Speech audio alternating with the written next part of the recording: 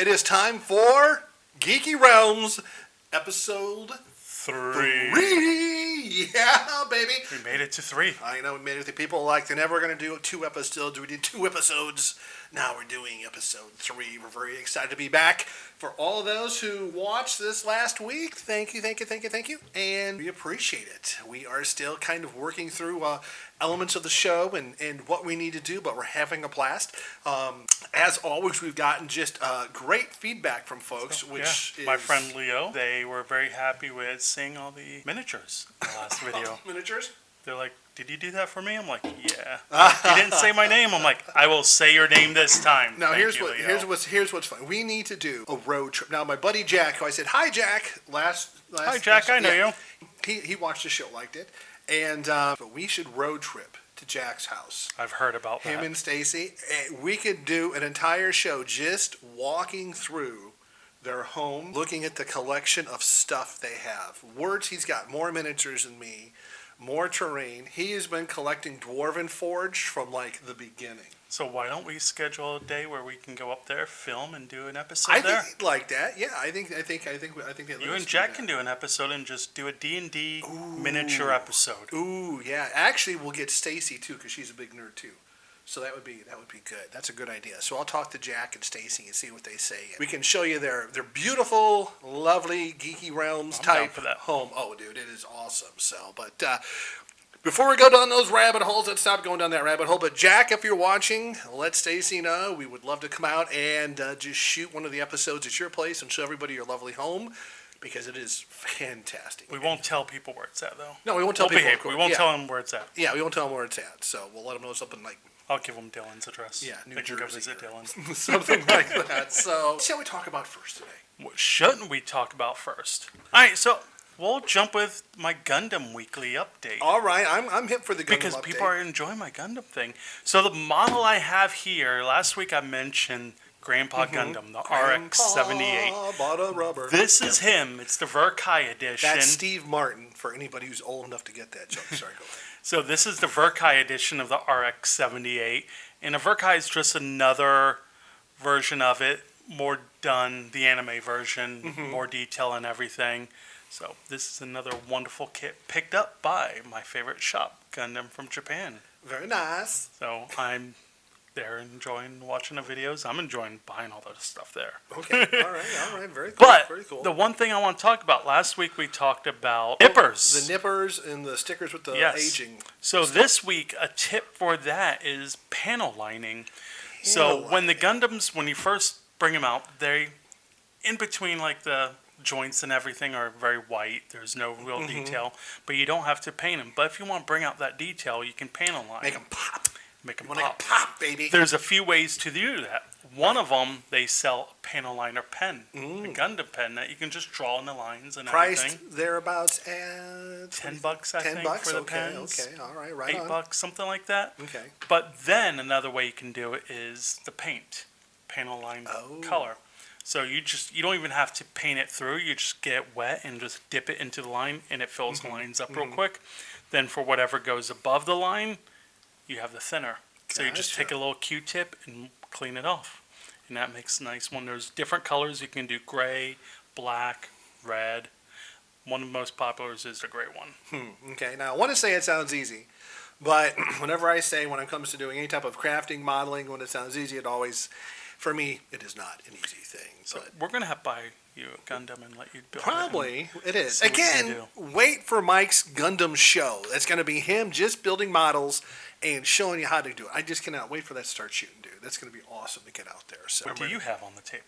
Oh my gosh. Well, what don't you have on the table? Let's rephrase that. So after the 1,000-minute, I was thinking, I'm like, man, you know what? I mean, I could do whole shows just on D&D and gaming stuff. We could do that also. Just talking about the systems and the games and blah, blah, blah. But scatter terrain is good to have at your table. Now, I'm going to start crafting because I have invested in different scatter terrain, and most of it's from WizKids. But what's really cool is if you go out, I have gotten a lot of scatter terrain from like the dollar store. trees and all sorts of stuff. I go over to like Michael's, Hobby Lobby. A lot of times they'll have all that stuff kind of on sale as well after the holidays. Okay. So you can get really cool little, everything from little fences, little stone arches. I mean, all sorts of stuff that you can pick up. And if you're looking to get into scatter terrain, on a limited budget, So I have a lot of that as well. But last episode I talked about if you go to WizKids and they have like discounted things. Yeah. This is like one of the discounted things. It's a Yawning 40 tablet. So that's like marked down. Very cool. You could run a whole adventure. This is such a nice piece right in this tavern. It is very sick. Doesn't matter if you're in a Forgotten Realms or not. You don't have to call it a Yawning Portal. Reskin it, whatever game world you're in, whatever game system you're using, and just take advantage of it. In the very center is a big portal that goes down to, in the Forgotten Realms, into the Underdark, of course. But again, you can use that for anything. You can have a whole, it could be a haunted inn. It could be an inn that a thieves guild is, kind of holed up into. Having stuff like this on the table is really, really slick. Again, now I have some miniatures. Well, it's so funny. We showed you a bunch of my miniatures, but I forgot in another bedroom. Guess what I have in that closet? Another closet full of miniatures. Another closet full of miniatures, yes. So another 500 to 1,000 I was like, more. oh, there's more miniatures. I forgot to show. So these are kind of the newer ones, Icons of the Realms, the Mighty Servant, apparatus of Kawash is there. Since we're talking about scatter train and things like that, one of the things that I thought was pretty slick, and where I'm going with this is, WizKids is pretty genius. They are doing what's called Encounters in a Box, okay? And they have two of them out. There's the Wagon Ambush is the first one, and let's see, that's the right way. And the second one they have out is the Prison Break. What's cool is it's not written specifically for Dungeons and Dragons. Okay. It is system neutral. They include a couple of ground tiles to do your build with. You usually get 2 or 3 3D miniatures.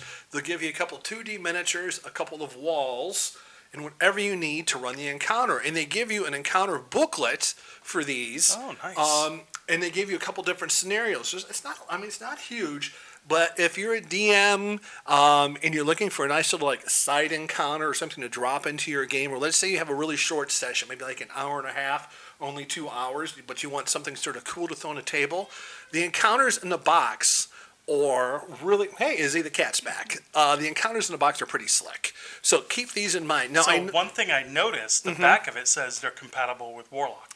It is. They're actually compatible. I don't know if the camera can pick that up or not, but it is actually compatible with Warlock tiles as well, which is kind of slick. But I like them. There's a third one coming out. I can't remember what it is, but they're nice. And the miniatures are well done. Even a little 2D. It's a little plastic stand you pop on. It's 2-dimensional instead of 3, but it works great. And you can do a couple of really slick things with it. So this is probably good if you have a short time, teach someone 30 minutes, an hour. It is. It's something easy to do. It is. You could use that, again, because it's system neutral. You could really use it to just sort of showcase a game system with it and run the encounter and let them kind of walk through it. So, I like that. Absolutely. Underneath it, I just got the Warlock tiles, the caverns. I wanted to show that box real quick. Whoops. Because you don't have to buy all of the Warlock tiles to use like all the sets that they have. Okay? The Warlock cavern pieces are specific enough, general enough, you can pretty much just buy it, not need anything else, and have a nice little cave and things like that to use for your players. Whoops. So I noticed Warlock, they do caves, they do regular scenery. Yeah, they do. They have, in fact, I had another one that they do dock pieces. You can do like a floating dock. So they have quite a bit. But the cavern is another nice one to have because, you know, in gaming, you're always going into caverns. You're always going into a cave, and it's really easy to move the pieces around to kind of find out what it is. So. The reason I like these is if you're not using, a lot of people now have TVs on their table that they bring out the maps and everything. But I still prefer these because you have that whole see everything there, interact with it. Absolutely. So, but yeah, so that's it. So I like to scatter train. I'm going to do some crafting videos on how to make train, but you can get some stuff again like that Cavern box. I saw it on sale on the sales site on WizKids. The Encounters in a Box, I think they were like $24. Not bad. To pick up the Encounters in the Box, check out your general game store or local game shop to pick that up. But really nice pieces that you can pick up and enhance your collection, and the players will get a kick out of it. Okay. So another thing we want to talk about, movies. There are a lot of blockbuster movies coming out this summer. Blockbuster season, I know baby. you just saw a movie the other day. I saw Bad Boys. How was it? You know what though? Here's the deal. I saw I'm like, oh, I figured I would like the movie. I figured it would entertain me and be worth going to get. But I really liked the movie. I mean, it was funny. The action sequences were great. I went with Lisa and a friend, and we all walked out, and we were like, okay, that like exceeded our expectations. So if you like a good action comedy buddy movie, definitely worth getting out and seeing. I definitely need to see that. Yeah, it's a good kickoff for the season. Boys. Will Smith is a great actor. I always enjoy his movies. It is. I'm not going to say much to give away because there's spoilers I can say, so I don't want to say anything. But the best sequence. There's a lot of good sequences, but the one I enjoyed most wasn't even for those two characters. It's Martin Lawrence is in the movie. His son-in-law is a Marine, and he's off deployment. And the bad guys break into his house to harm his family. And he goes full United States Marine Corps on these guys.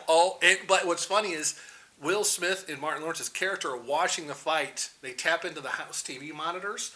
So they're commenting on the fight as it's going on. Oh my God! Awesome. It is. It was really good. It was really good. So a good way to kick off the summer. Go see that movie for sure. So next big movie I know we have coming out. I'm excited. I know you are. Deadpool Wolverine. Oh my God, Deadpool! I cannot wait for Deadpool. There are so many rumors on who's going to show up. Is Blade going to be in it? Is it Gambit going to be in it? It is. Is Taylor Swift going to be in it? Taylor Swift going to be in it. I know. Elektra. Well, the newest trailer they released last week, we saw Sabretooth. That's a great trailer, though. Yeah. That was a really good trailer. 20 years in the making to bring him back. Yeah, I cannot wait for that movie. That's that. Yeah, I already heard. The tickets are on pre-sale already. Yeah. I already heard a lot of opening weekend theaters are sold out. So already. So it's good thing about our theater here, it's never ever sold out here, so we can definitely see it. Yeah. Another big movie coming out. You just saw the trailer today. Normally, I'm not a big fan of M. Night Shyamalan. Nor am I. But the movie lost Trap. his magic, but that looks good. Trap looks awesome. Mm-hmm. Yeah, that does look good. And I was surprised. He told me that was his daughter. Yeah, his daughter is performing kind of singing. In that. Yeah, that looked really interesting as well. So what we know from that is him and his daughter go to see this movie or a live concert. And he goes off to go bathroom or something, and he sees all the police outside the arena, and he asks one of the guys what's going on. And he's like, "Oh, the butcher. They found out he's going to be here, so they set a trap for him." Yep. And come find out that character is the butcher. Yeah. So it's like, where's this spoiler going to go? Where's this whole thing going to twist? It is. Where's the twist? Yeah, and we're not giving anything away. When you watch the trailer, you see he looks at his phone, and there's a guy shackled in his basement. Help me.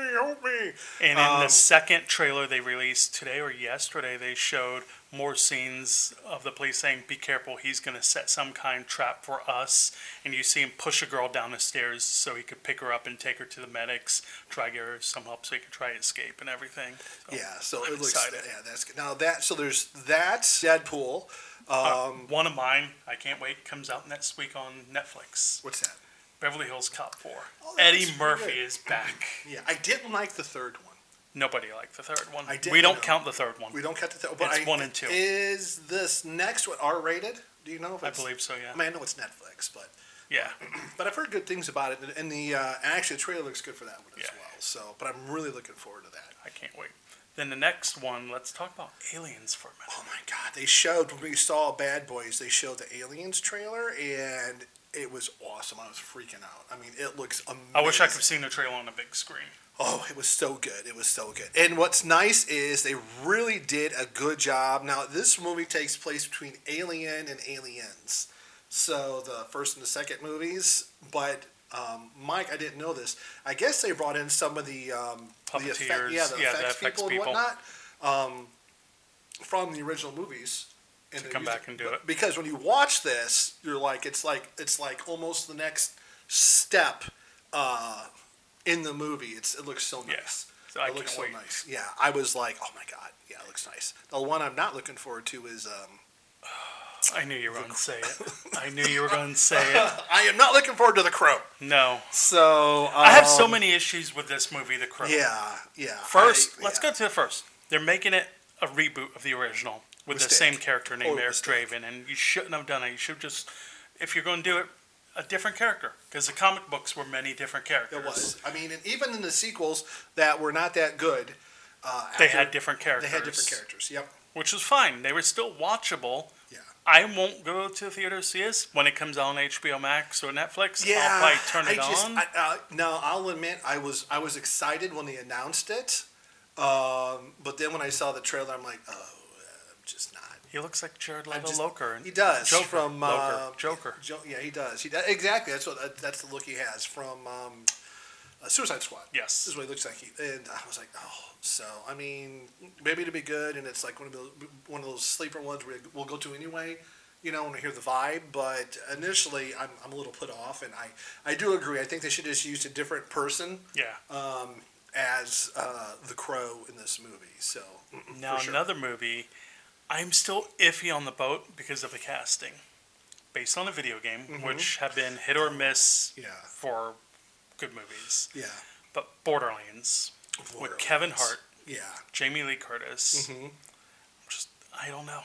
I don't know either. Jack Black. I'm happy with his role. Jack Black voices. He's Claptrap. Yeah. And, but Jamie Lee Curtis. And, who's the other woman in that?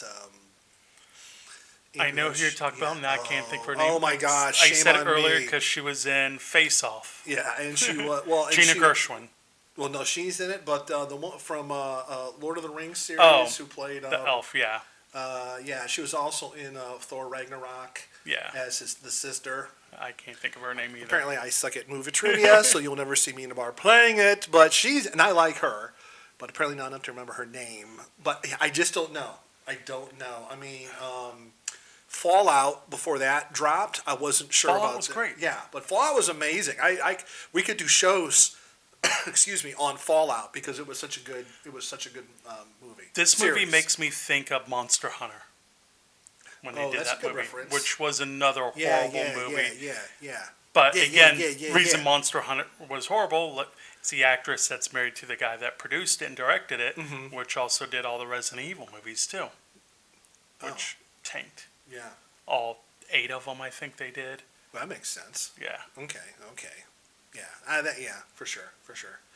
Okay, but now these are just the movies we're talking about are coming out during the summer. We're not getting into any of the fall movies or anything, but these are the kind of ones we kind of were looking forward to. So, anything else on our list? I think we had another one, right? Crow, Aliens, that's all. Oh, that was it? All right, those are the big ones. So there's some more. Now, I saw some other previews, which I won't go into. I'll just mention the name. I'm going to... Wolves with Brad Pitt and that trailer looked really good. The trailer looked really good. George Clooney, Brad Pitt. I got a Ocean's 11 vibe with the give and take. Yeah. Frank Sinatra's singing the song during the trailer. Which I'm happy to see them back doing a movie together. Yeah, we haven't seen either of those two actors actually doing much lately. And that movie's not coming out. When did you look that up? It was like September. So it doesn't fall in our summer block, but it was such a good trailer. I have to bring it up. So yeah, check that one out as well. Talking about weirdness, though, today is National UFO Day. Yeah. So when you're watching this, let's see, it's going to be past. Let us know. Do you believe in UFOs? But do you believe in UFOs? Put it in the comments. Even if you don't, why don't you believe in them? Mark Muncy, if you happen to watch this video, and I don't know if you've watched any of them yet, so I'm going to put this on you, brother. Let us know what you think about UFOs. Now, interesting enough, a little research. California has the most UFO sightings. Okay? Well, look, Tom Cruise is there. He's the biggest alien right there. Come on. Now, they've been tracking this since 1974. It's the National UFO Reporting Center database. It started tracking UFOs back in 1974 is when they started tracking these. So California is first with a roaring 15,401 UFO sightings. Is that the whole Church of Scientology then? Maybe. I think maybe I need to be careful. We might get... Yeah, we don't want to... They might hunt me down for that. They're not But second on the list, Florida. All right. Are they confusing aliens to Florida Man? I don't know. So there is Yeah, it could be, actually. Florida man out there in the hurricanes. 7,749 reportings in the state of Florida, which I thought was interesting. And again, this is just going back to 74, though. In the last 5 years, though, the reportings have dropped off. There have only been about 1,800. So on the list of states, that drops us down, according to the article, this is from Fox News, so you all know, to number 26 on the list. So, fun fact I heard on the radio the other day. So, people in California saw this bright thing going through the sky a few nights ago. Saturday, I think it was. Oh. And they thought it was aliens. But SpaceX? they posted it on Twitter. And Elon's like, no, that was my Starlink launching from Florida. Oh. They could see it all the way out there. Oh, from Florida Yeah. or from California? I think they launched it from Florida, didn't they? They do, well, they do. They do both. They launch from Florida and California. I think this one they launched over here. So, yeah, it could have been if they saw. Now, California was probably out of Vandenberg. Okay. Is where that one launches. I'm really big into space, you all. That's a whole other show we want to do. But anyway, the Vandenberg launches are fantastic. So, Never seen a launch in person. Oh, yeah, that was. Oh, I saw one by mistake. One day we'll have to go and we'll do that. do an episode there. And but the top 5 states, just so we can know, California's 1. 15,000. Florida is 2 with 7,000. Washington State, 6,800. Texas is 57, and New York rounds out the top 5 at 5,500. Interesting quote. A guy by the name of David Grush, I may mispronounce his last name. He's a retired major general, and he claims the U.S. has had information about non-human activity. I believe it. Since the 1930s. So again, in the comments. Is that comments, when Roswell happened? I think the Roswells was after the war, maybe late 40s. But yeah, but remember, you had in World War II, you had the Foo Fighters, which were the UFOs the pilots would see over Europe, probably in the Pacific as war, but they're more known for in the Europe. So let us know below if you believe or not believe in UFOs. As always, we appreciate you watching. Thanks for watching. Stay tuned. Stay tuned. Stay geeky. Stay geeky.